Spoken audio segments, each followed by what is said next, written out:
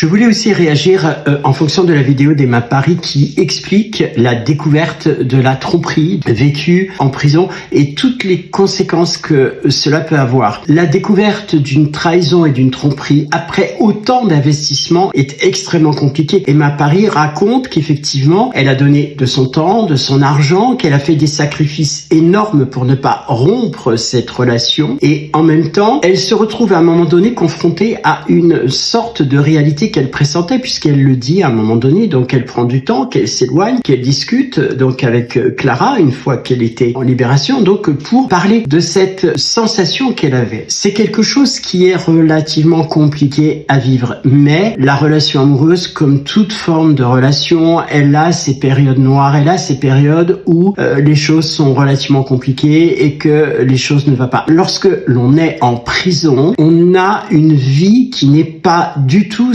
celle que l'on peut avoir à l'extérieur et ça réveille dans les sentiments des choses qui poussent au changement. Est-ce que l'on peut au mois de février apporter des roses en disant mon Dieu, bonne Saint-Valentin, tout est merveilleux, tout est extraordinaire? Non, ça bloque et il est arrivé, et là j'insiste lourdement sur ça, que des cas que moi j'apparente dans mon travail au syndrome de Stockholm qui consiste en fait à prendre le parti de l'agresseur pour ne pas être agressé et finir par tomber sous sa coupe. Donc on est dans une sorte de domination. On fait en sorte de sauver sa propre existence en transformant cet instant avec l'auteur finalement du rapt. On pourrait comprendre cette fin de relation comme quelque chose de très très fort, de très violent.